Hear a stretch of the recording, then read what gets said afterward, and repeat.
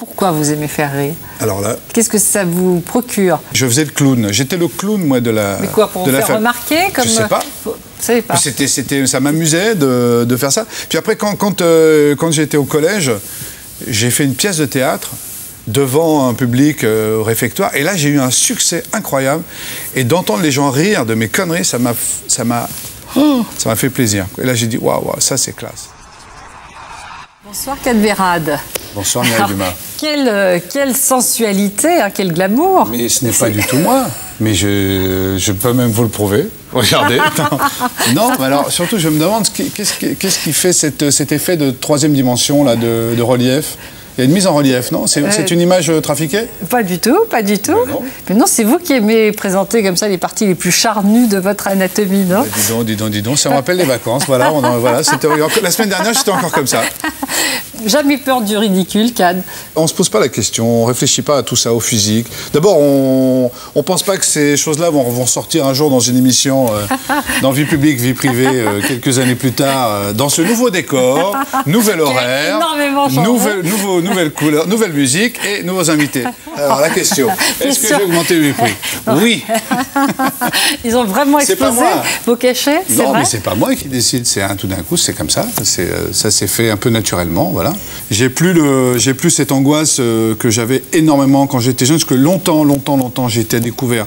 Longtemps, j'ai été pris vraiment pour un sale type à la banque quand j'arrivais, j'étais jeune, entre les premiers comptes en banque. J'étais pas bien dans la file d'attente quand j'allais pour demander un peu de découvert, parce que vraiment, souvent, longtemps, j'ai été très malheureux, très angoissé par l'argent. Et là, je dirais que là, mon luxe aujourd'hui, c'est de ne plus être angoissé par l'argent. Mais tendance donc à quand même un peu faire attention aussi, en vous disant, voilà, c'est formidable, mais tout peut s'arrêter.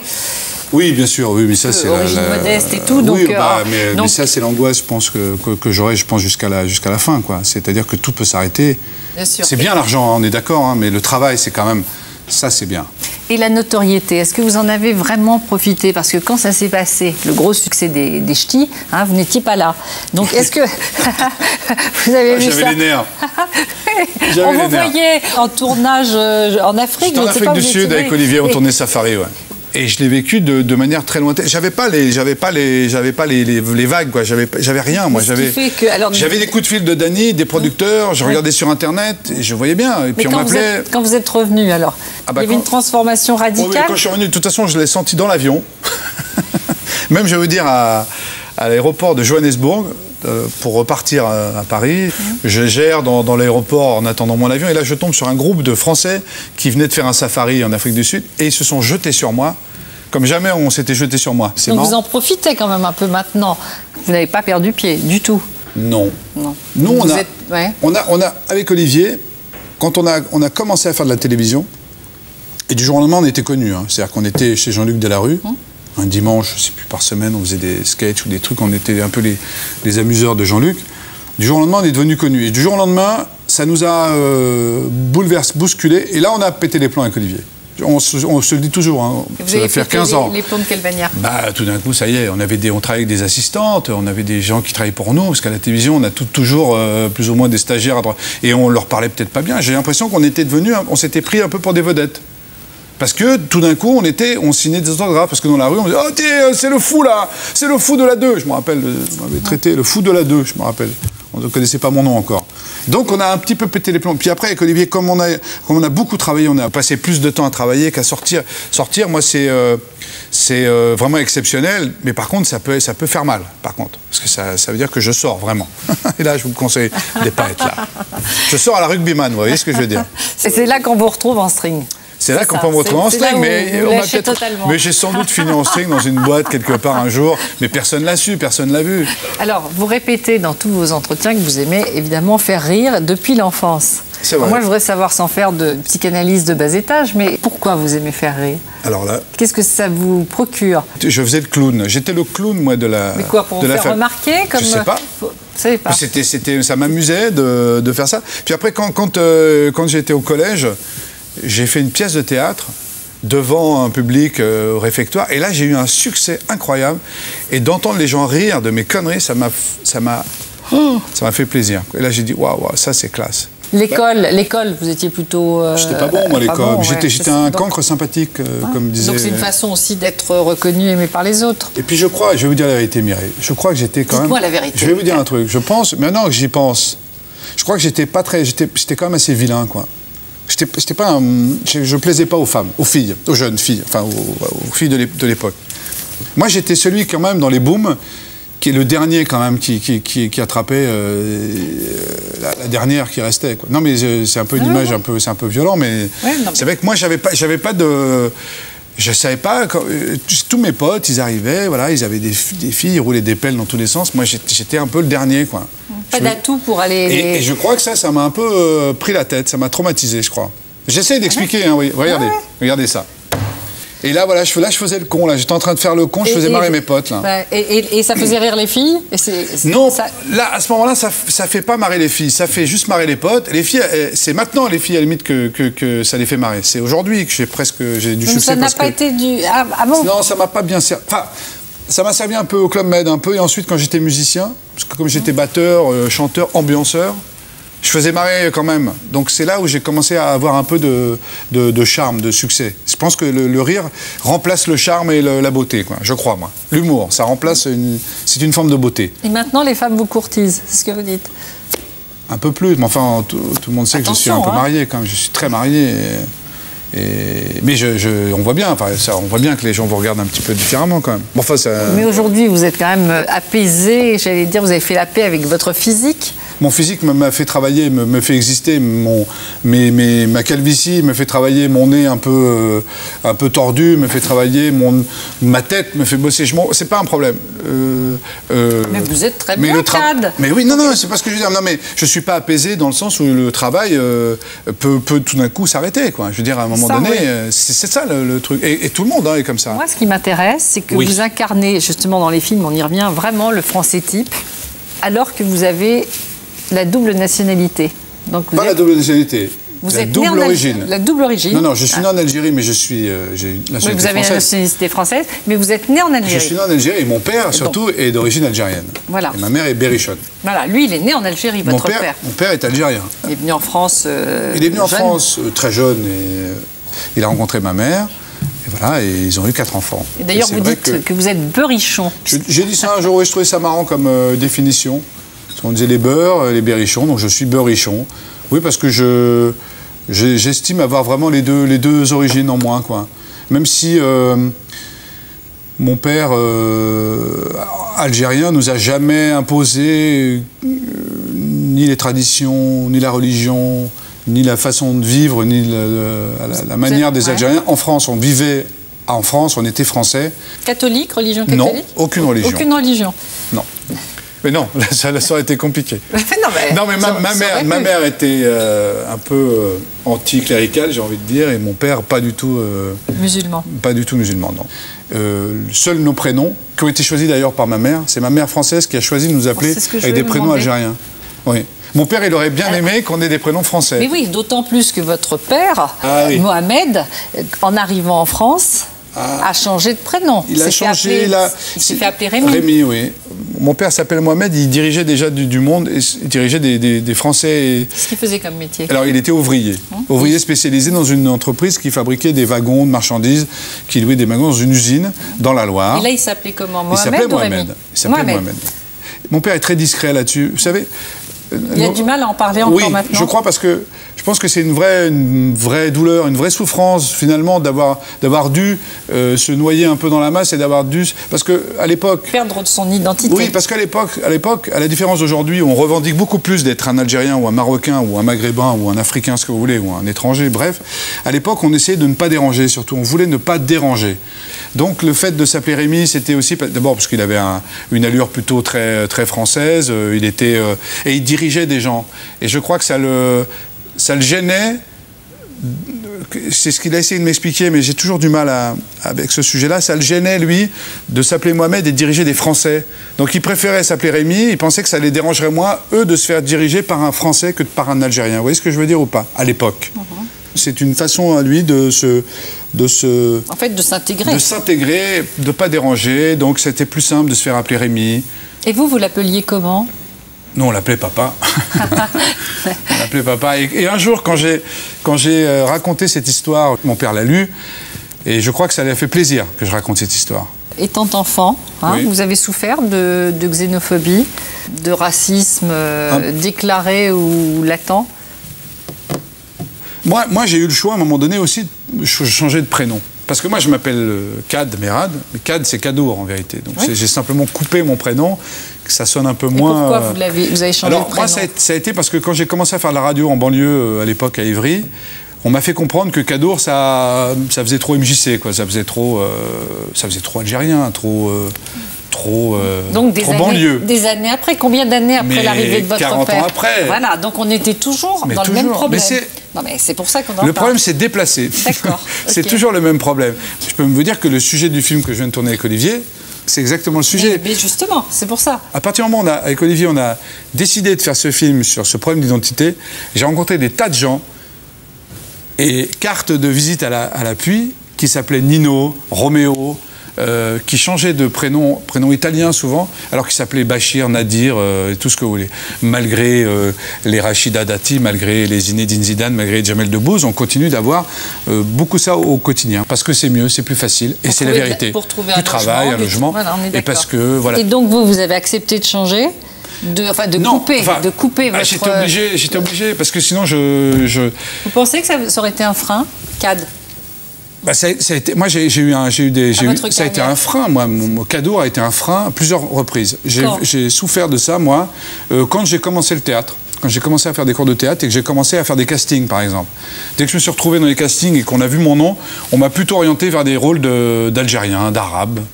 Donc, mon premier rôle à la télé, c'était dans une télévision qui s'appelait le Tribunal, je ne sais pas si vous vous souvenez. Oui, tout à fait. Il y a de temps en temps des extraits qui passent dans des émissions de télé. Et mon premier rôle s'appelait Ahmed Ben Mabrouk.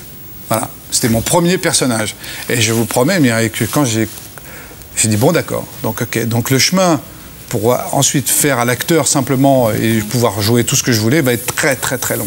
Et ensuite, au théâtre, quand un jour on m'a proposé de jouer un rôle pour la télévision, le producteur a vu mon nom sur la distribution qui était affichée dans le cours. Je jouais à ce moment-là le misanthrope, je faisais Alceste, le rôle principal. Et il m'avait vu jouer pour jouer François Ier à la télévision.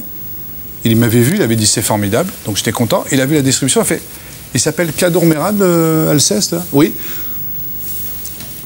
Ça ne sera pas possible d'avoir sur le programme télé François Ier joué par Kadour Merad.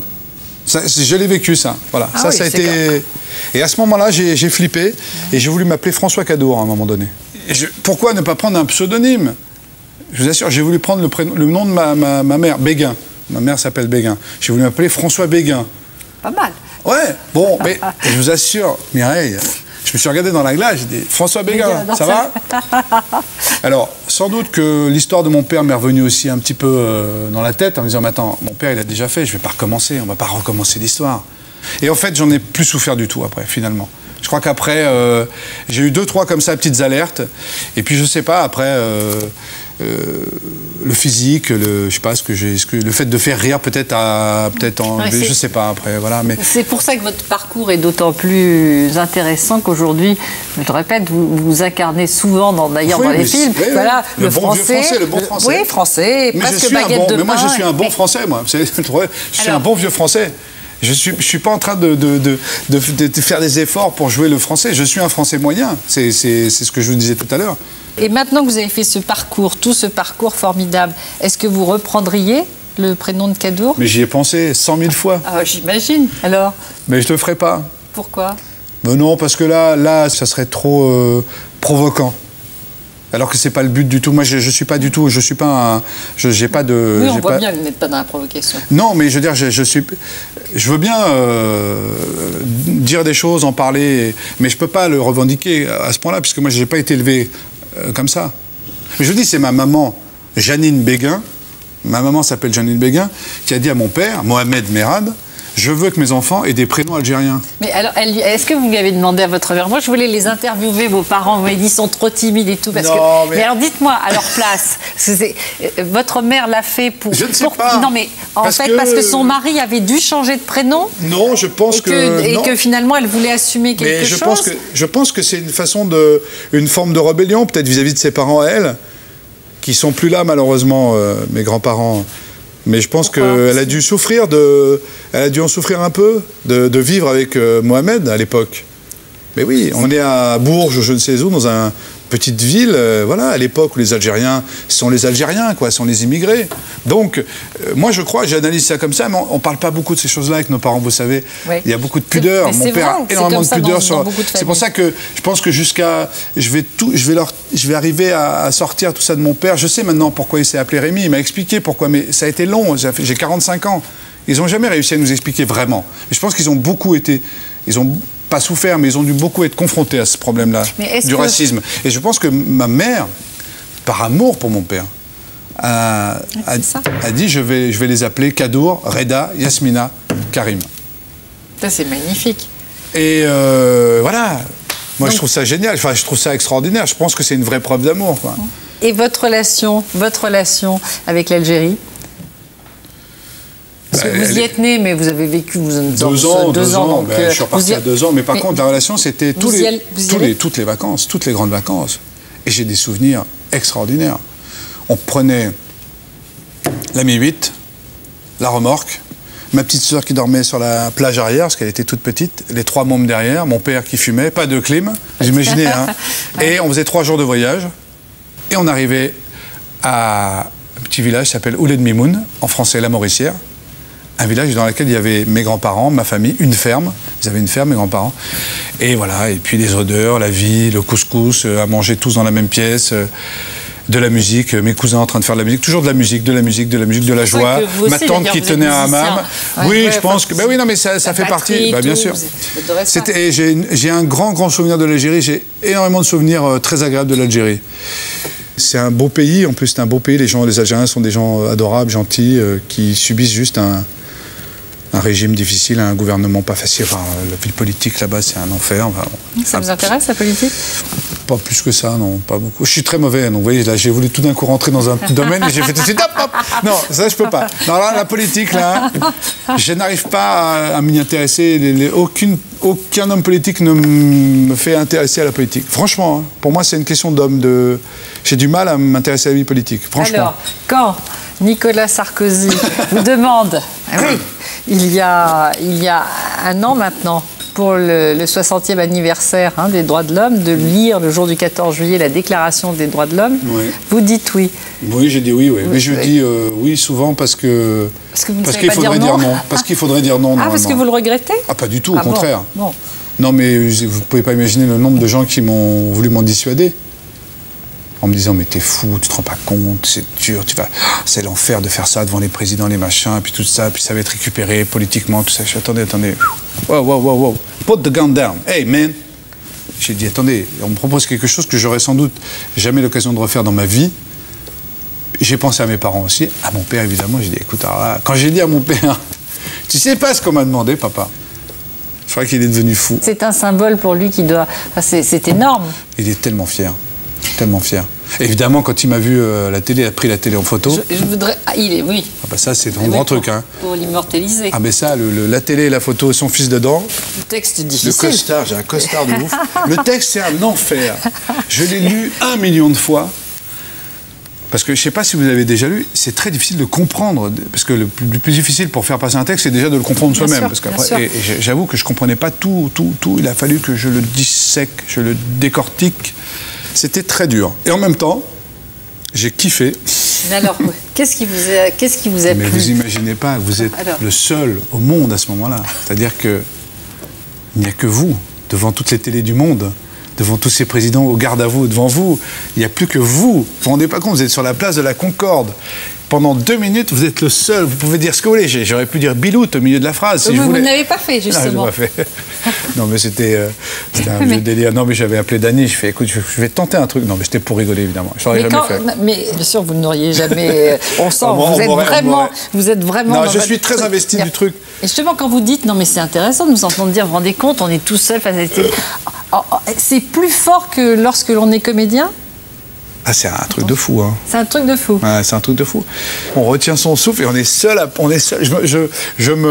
Et je l'ai bien kiffé parce que je l'ai pas traversé, je l'ai vécu. Vous voyez, parce que parfois on traverse des trucs et on se dit après, qu'est-ce que je viens de faire? Là, j'étais au présent, j'étais en train de le vivre. Quoi. Et ça, c'était bien. Mais je ne fais pas de politique. Maintenant, j'aimerais bien, moi, m'intéresser plus à la politique, parce que j'aimerais bien tenir de temps en temps des discours à table. Je vois parfois des potes, ils sont là, pendant des dîners, ils arrivent à tenir des discours. Et moi, je suis là, je deviens spectateur, parce que je ne sais plus. Je ne sais plus. Il y a des gens qui arrivent à parler des problèmes de société d'une force. Je trouve ça extraordinaire. Ça, c'est une lacune pour moi, ça. Ça, c'est le manque d'éducation, de scolaire, de culture. C'est pour ça que je dis aux enfants. Ouais. Vous avez arrêté. Oui, pardon. Je dis aux enfants, et notamment aux gens dans les banlieues, qui s'imaginent tous qu'on peut devenir Zinedine Zidane ou Jamel Debbouze ou qui que vous voulez. Ou Cadmerade. Oui, allez-y. Je n'osais pas le dire. Oui. Mais l'autre fois, c'est vrai, je réfléchissais, mais on est tous en train de dire on est des modèles. On n'est pas des modèles.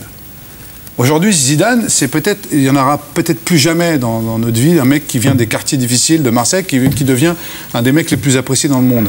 Ce qu'il faut dire aux gens, aux jeunes de banlieue notamment, c'est qu'ils peuvent aussi, eux, devenir des médecins, des avocats, des banquiers, des bouchers, des charcutiers, mais il n'y a qu'une seule façon d'y arriver. Je ne fais pas le vieux con, là, hein, mais ce sont les études. Et moi, ça, avec mon fils, je pense que je vais vraiment être difficile. Parce que moi, j'ai vraiment des lacunes. Ouais, vous avez arrêté... J'ai arrêté en seconde. Seconde. Et après, je suis parti en BEP, mais par dépit, parce qu'il fallait que je fasse des études. Mes parents, il fallait qu'on fasse quelque chose. Et j'ai un BEP de commerce. Alors au début, j'ai travaillé au BHV, j'ai fait vendeur, j'ai vendu des encyclopédies universalistes, j'étais vendeur vaguement, parce que je répondais aux annonces pour vendre. Mais heureusement que je suis devenu... que j'ai réussi à être acteur, mais sinon, je serais sans doute...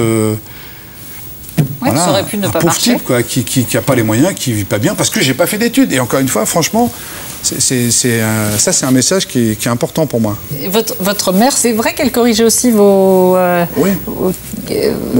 bulletins. Enfin, elle les corrigeait, c'est-à-dire ma mère a été la grande complice des enfants. Hein.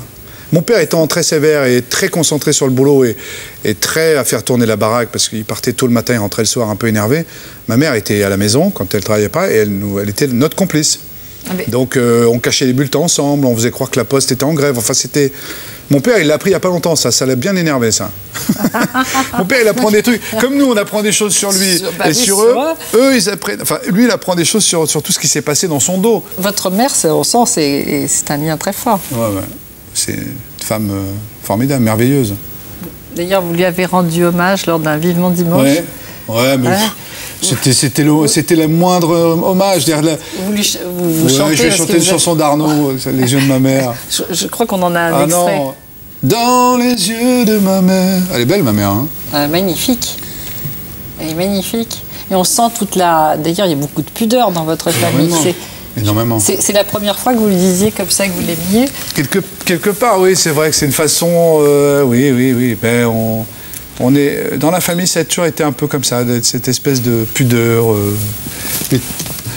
Voilà. Puis là, je sais pas, je trouve ça un peu... je trouve ça un peu petit même, presque, de faire ça à la télé. Je me dis, bon, pourquoi je fais ça à la télé? Je pourrais lui chanter... Oui. Je le fais pas chez elle, je le fais pas à la maison, je le fais à la télé. C'est comme les gens qui demandent en mariage leur femme à la télé, je trouve ça débile. Bon, mais bon, c'est ce que c'est la télé, quoi. Voilà, il y a une mise en scène, c'est du spectacle. Pardon.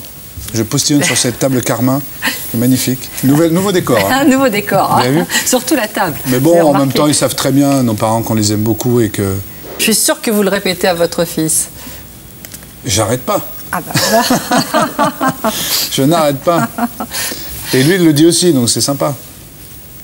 Voilà, bien. Merci Mireille. Merci beaucoup. Nouveau décor, nouvelle musique, nouvelle caméra, nouvelle table, ce décor. Mais toujours la même Mireille Dumas, toujours aussi généreuse, charmante et attentive. Et vous écoutez, c'est bien. Hein. Heureusement. Ah non, mais c'est bien, c'est une de vos qualités. Mais quand je vous ai dit je veux faire votre émission, là je comprends pourquoi je vous ai dit ça. Maintenant je comprends. Voilà. Ouais, ça me touche beaucoup. Merci à vous. Je vous embrasse.